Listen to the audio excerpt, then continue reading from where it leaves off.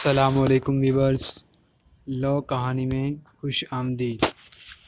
فرمان مصطفیٰ صلی اللہ علیہ وآلہ وسلم ہے